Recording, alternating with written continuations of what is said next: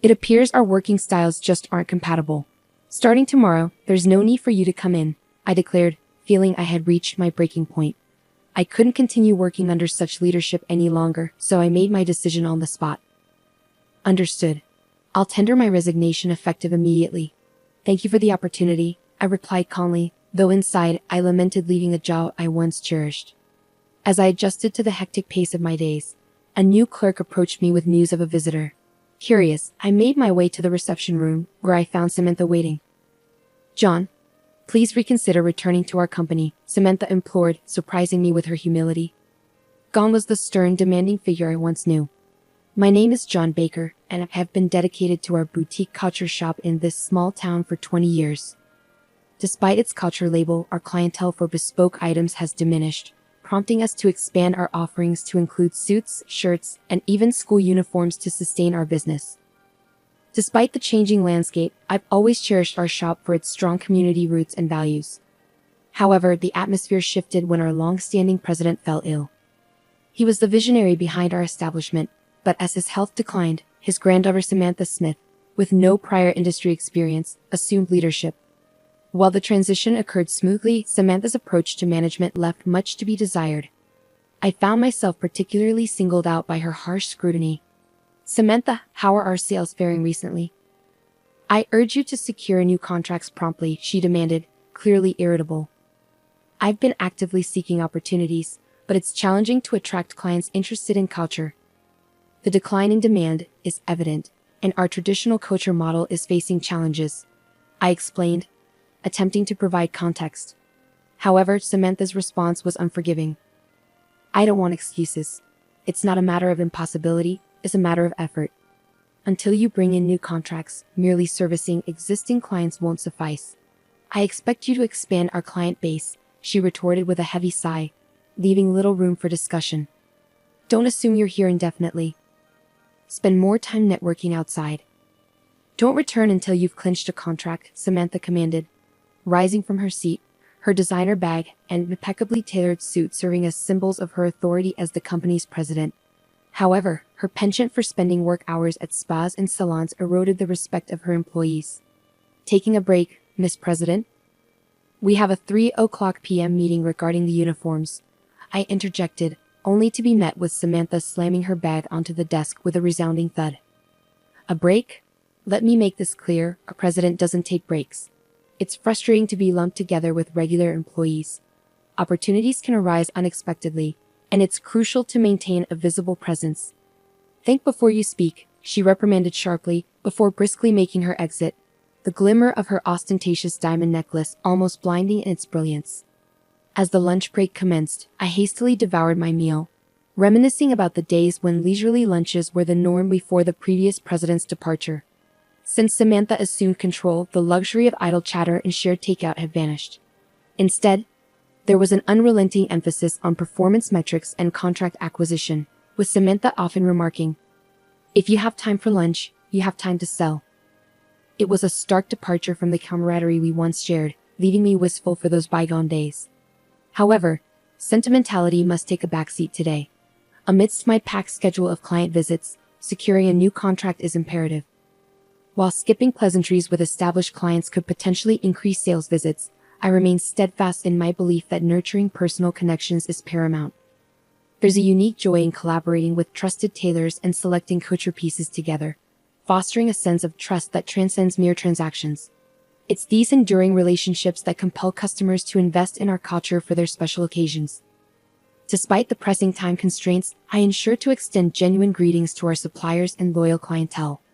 Visiting the home of an elderly customer who had entrusted me with her granddaughter's wedding couture, I inquire of the recent nuptials. The warmth in her recounting of the celebration and her satisfaction with our couture fills me with genuine happiness. When she entrusted me with her other granddaughter's wedding attire, it was truly a moment of joy. As the day unfolds, the dwindling time leaves little opportunity to pursue potential clients, resulting in a lack of new contracts secured. With the clock striking 2, I reluctantly begin my return to the office, knowing I must hurry to make it in time for the impending meeting. Each step feels heavier with the weight of unfulfilled expectations. Upon my return, Samantha's probing words greeted me, igniting a sense of dread. Her assumption that I must have secured a contract due to my absence from slacking off left me speechless. Samantha's presence, unusually early for once, seemed to amplify the tension in the room, threatening to unravel my composure.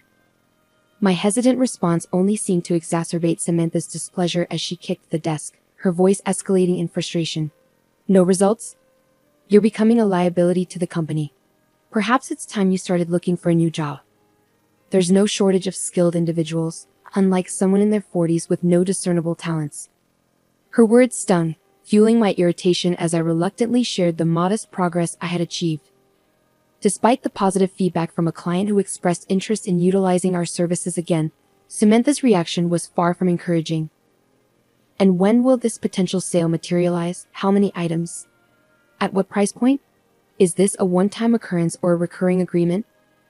Samantha's interrogation continued, her tone devoid of warmth or understanding, further deepening my frustration. Listen, you seem to confuse socializing with sales. Sales isn't complete until the product is delivered and the invoice is sent.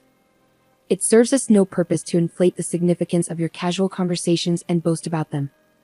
Though I felt the urge to retort against Samantha's assertion, the reality remained that I had failed to secure any new contracts. Determined to prove her wrong, I resolved to redouble my efforts and secure a contract the following day. As I began organizing for the impending meeting, Samantha unexpectedly interjected. Change of plans. I have an appointment to attend, so let's postpone the meeting report until tomorrow, Samantha announced, already preparing to leave. Caught off guard, I couldn't help but question her decision. Wait a moment, I was under the impression we had a meeting scheduled for today. If we don't confirm and proceed with the orders now, we risk missing deadlines. Your presence as the president is crucial. Is this appointment truly unavoidable? I queried, met with an unmistakably irritated expression from Samantha. It's an important dinner engagement. I don't have time to spare on this matter, so I'm leaving now, Samantha asserted, her tone brisk as she made her way towards the exit. Just before departing, she turned back to address me. Remember, your job isn't finished after the meeting. Once the orders are placed, go out and secure at least one new contract. And don't expect any overtime pay, so give it your all, Samantha remarked with a hearty laugh before exiting, leaving behind a puzzled meeting attendee who had expected the president's presence. However, I managed to reassure them and salvage the situation. In our small-scale company, trust is paramount. This was a principle instilled by the previous president, who led by example, always attending sales meetings and diligently overseeing deliveries. It was this commitment to service that garnered trust from our community, sustaining our business thus far. Yet lately, I sensed a decline in that trust. Determined to restore it, I resolved to handle the situation with integrity and secure orders as usual. After seeing off our business partners and gaining their understanding, I immediately began preparations for further sales visits. I'll be stepping out for a while, so feel free to leave when you're ready. Thank you all for today, I announced to my colleagues, eager to take proactive steps towards rebuilding trust in our company. It was already nightfall, the workday long over, as I exchanged greetings with a few remaining colleagues before embarking on my sales rounds. The following day, I arrived at the office with renewed vigor. The previous day's cold calls had yielded promising results.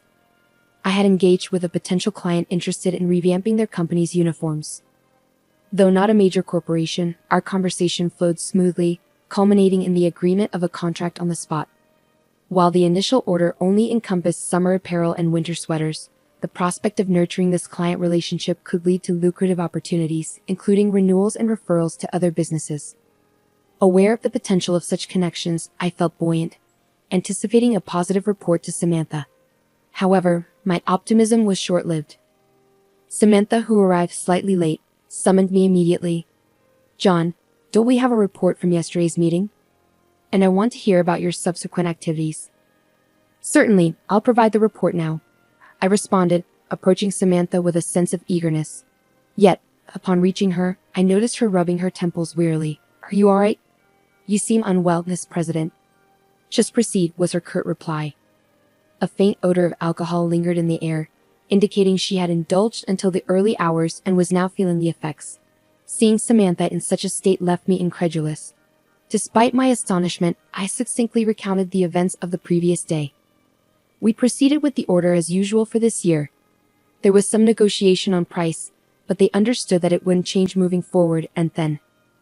Wait a minute, they requested a discount, didn't they? And you resisted, insisting on raising prices, Samantha interjected, her bloodshot eyes fixed on me with intensity. No, that's not the case. While we ideally would adjust prices to account for inflation, given that we're offering similar products to other companies, it's challenging to implement such changes without impacting their profit margins. Unfortunately, they weren't receptive to that idea, I clarified, bracing for Samantha's reaction. Infuriated by my response, Samantha lashed out. That's precisely why they're taking advantage of us. We need to assert ourselves like they do. What's your plan? It's not about their profits. Our profitability should be the priority. Though she held the title of president, I couldn't align with Samantha's viewpoint. While assertive negotiation is crucial, prioritizing one party's profit over the other can be detrimental, particularly in intercompany transactions. Recognizing that further debate would only escalate tensions, I proceeded with my report from the previous day. We'll reassess the pricing structure moving forward. Additionally, I'm pleased to report that we secured a new contract, I announced, hoping to garner at least a modicum of approval from Samantha. Not bad. What's the projected profit margin? Samantha inquired, displaying a faint glimmer of interest. We've acquired an order for summer clothing and winter sweaters from a small-sized company with a few dozen employees. While it's not a monumental contract, it represents a promising foothold for potential future opportunities, I explained, eager to highlight the potential for growth. However, Samantha's response was disheartening. Is that all? And it's not even culture? It seems your efforts outside of regular work hours have yielded little.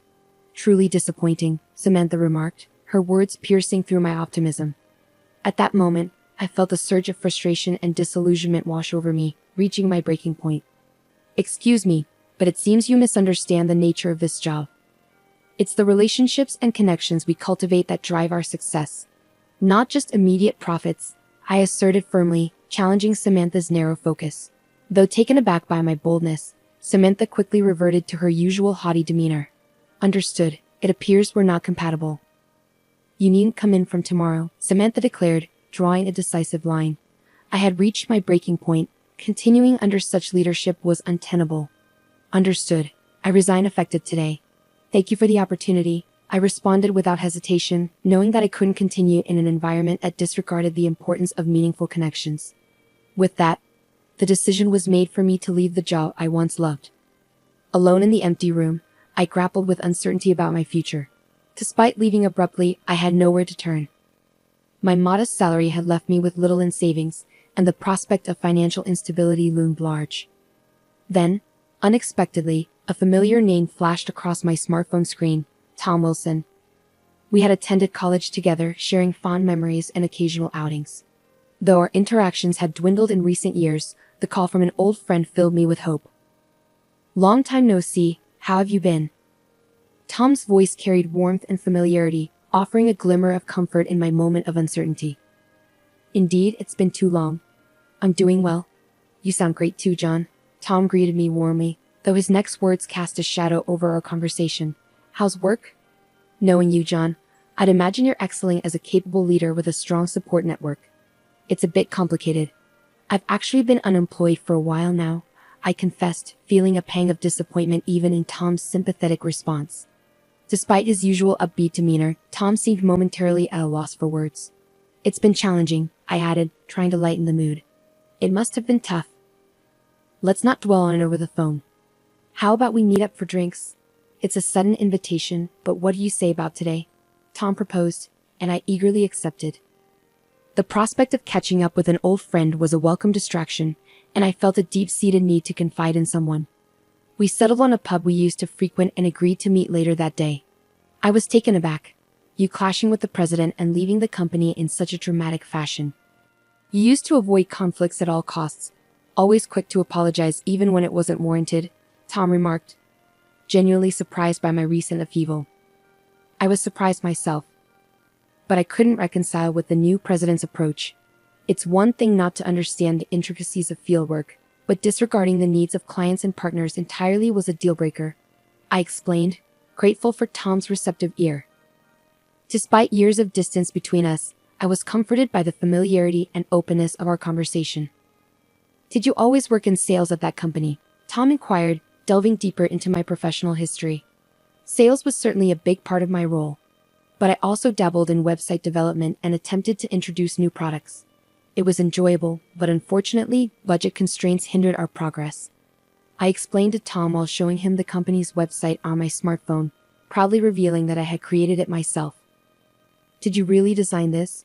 I assumed it was outsourced. It's just as professional as any other site," Tom marveled, impressed by my handiwork. The previous president emphasized the importance of a website that would appeal to younger demographics, so I dedicated myself to learning. While couture is undeniably beautiful, the industry is facing challenges. I had to think outside the box. I elaborated, recalling the efforts I had invested in the project. "But with our company's size, there are limitations," Tom observed, leaning in attentively as I continued. "True, but I had ideas that I wasn't able to fully realize," I confessed, seizing the opportunity to share my aspirations with Tom. "The demand for everyday culture may be declining, but there's a growing need for attire for special occasions and social media appearances. By focusing on these niche markets and catering to inbound demand, I believe we can chart a successful course forward," I explained passionately, articulating my vision for the future. Indeed, I had aspirations beyond just culture.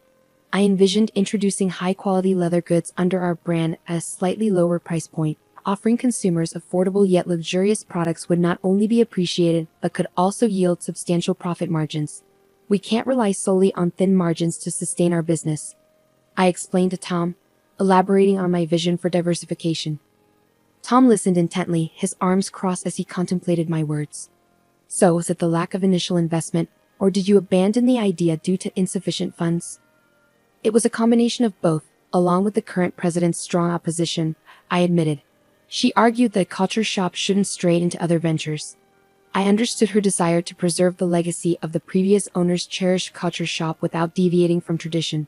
However, it's becoming increasingly difficult to resist the inevitable changes brought about by time and the declining industry. I had hoped to inject new ideas into the company, but they weren't well received. Finishing his beer in one gulp, Tom turned to me with a serious expression. "John, how about joining my company? I'll offer you a fixed salary equivalent to what you were earning, plus commission on sales. It's a pretty good deal, don't you think?" His eyes held a sense of determination.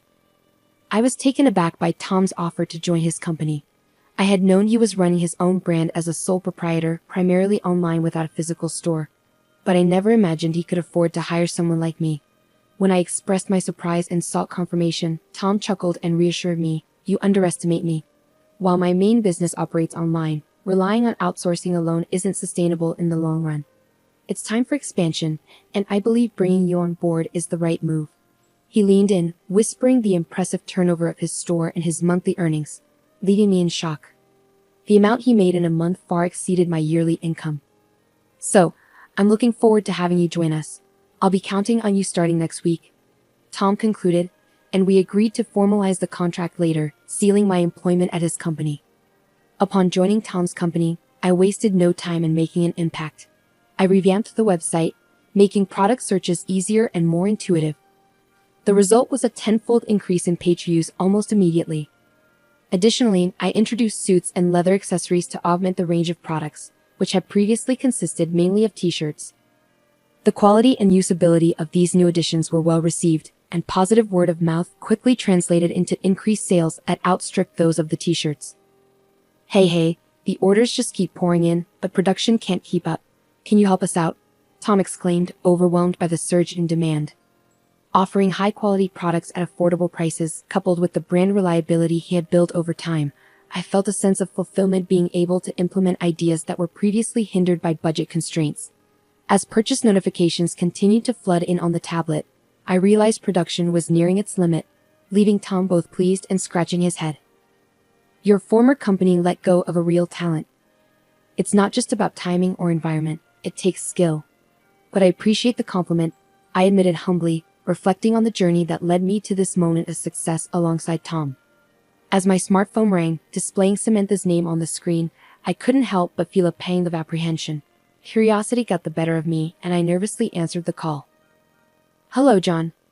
Something terrible has occurred. Can you return? I need you back right away. Is that possible?" Samantha's voice sounded more frantic than I had ever heard it, prompting me to listen intently. "What's happened?" I inquired, my concern growing with each passing moment. Our couture clientele has threatened to take their business elsewhere if you're not present. Additionally, our partners are specifically requesting your involvement, and the company website is experiencing ongoing issues due to a lack of updates. Can you return promptly to assist? Even though I had parted ways with the company, I responded courteously. I understand the urgency, but I don't believe it's appropriate for me to directly engage with clients anymore. However, I'm willing to address the website and system issues on my next day off. I didn't formally hand over that responsibility, so I accept full responsibility for any oversights. I explained calmly, attempting to offer a reasonable solution. Despite my efforts to accommodate, Samantha's response indicated dissatisfaction. What you mean? Just come back. Considering everything the company has done for you, why are you hesitating? Samantha's tone was a mix of urgency and frustration. I was let go from the company. Are you suggesting a rehire? I questioned, trying to clarify the situation. Don't be so arrogant. I assume you're struggling financially now, right? I can offer you the same salary as before, so there's no need to worry, Samantha retorted, her tone dripping with condescension. Apologies for the interruption, Tom interjected, unable to contain his laughter.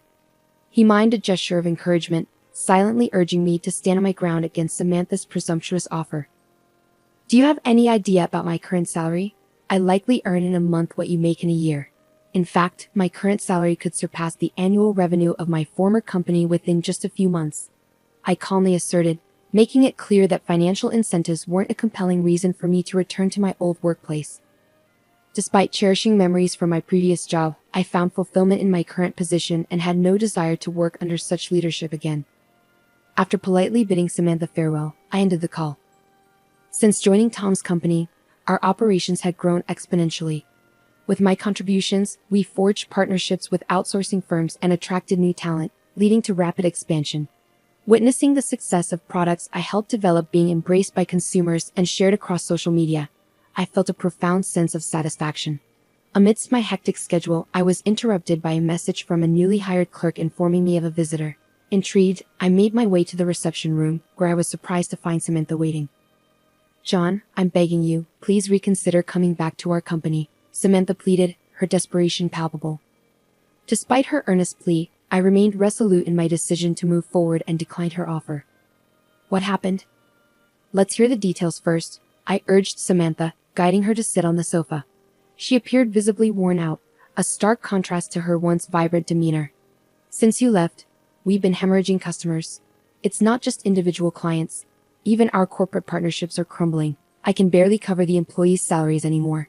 If things continue like this, we'll be forced to shut down the shop. I need your help, Samantha confessed, her voice tinged with desperation. While I couldn't help but sympathize with Samantha's plight, it was clear that she had brought this situation upon herself by prioritizing profits over communication and relationship building. It was inevitable that partners would abandon ship if they felt neglected. I'd like to assist, but I'm currently overwhelmed with responsibilities at my current company. I'm sorry, but I can't offer you immediate help, I responded, regret lacing my words.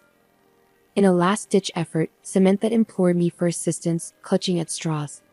Samantha, it's time to gather your strength. Have you exhausted all possible avenues?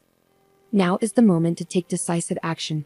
Rebuilding trust requires face-to-face interactions, understanding their needs, and showing empathy for their concerns. Please dedicate yourself to what you've neglected until now. It's the only way forward, I advised firmly yet empathetically. With newfound resolve, Samantha wiped away her tears and nodded resolutely. You're right. I've made mistakes, but I'll start rectifying them from this moment onward.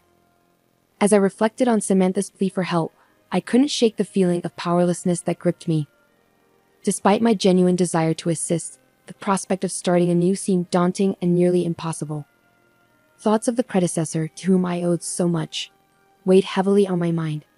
I was determined to prevent the beloved company from succumbing to bankruptcy, but amidst the demands of my current responsibilities, I struggled to conceive of any actionable solutions. Frustrated, I bit my lip, grappling with the enormity of the situation. Several years had passed since I joined Tom's company, and during that time, our growth had been exponential. With each expansion came an increase in the number of companies we engaged with. John, what do you think of this? I believe it would be perfect for an important dinner date, Samantha proposed eagerly, seeking my opinion. It's fantastic. Exactly as I envisioned, and the fabric is exquisite, I replied, genuinely impressed. The response to our announcement on social media was overwhelmingly positive, culminating in a significant order placement. We'd like to place an order worth $50,000 with your company for now. Thank you so much, the client expressed their gratitude. Following this successful transaction, the performance of Tom's company soared to new heights, prompting the establishment of new departments and the hiring of additional staff. I played a pivotal role in developing hit products, particularly in the suit department. By infusing culture designs and fabrics as accents into our suits, we garnered praise not only from domestic customers but also from international clientele, expanding our market rapidly. The challenge of securing a steady supply of quality fabric and forging connections with culture-focused companies led me to reach out to Samantha for assistance.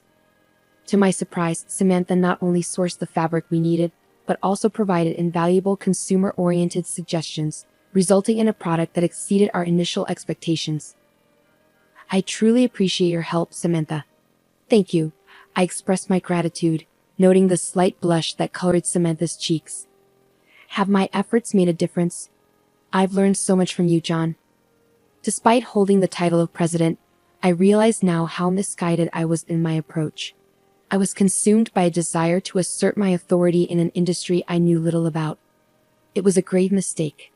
But thanks to your guidance, I've learned the importance of fostering relationships with employees and partners, ultimately earning the trust of the community. I'm confident that my company will continue to thrive, Samantha reflected sincerely. Meanwhile, Tom, who had always been immersed in his work, found himself embarking on a new chapter as he tied the knot with a significant partner. As I witnessed Tom's happiness on his wedding day, I couldn't help but share in the joy as if it were my own. Congratulations, you're absolutely radiant, I exclaimed, admiring Tom's appearance. Well, it's all thanks to the impeccable design of this suit. I just hope I can live up to its elegance, Tom replied with a chuckle. Sharing in the laughter, we exchanged heartfelt wishes, savoring a moment of joy that illuminated the routine of our everyday lives and transformed a fleeting occasion into a cherished memory. It was a reminder of the transformative power of clothing, and I felt privileged to be part of an industry that wielded such influence. With renewed determination, I resolved to continue crafting work that brought beauty and joy to the lives of others.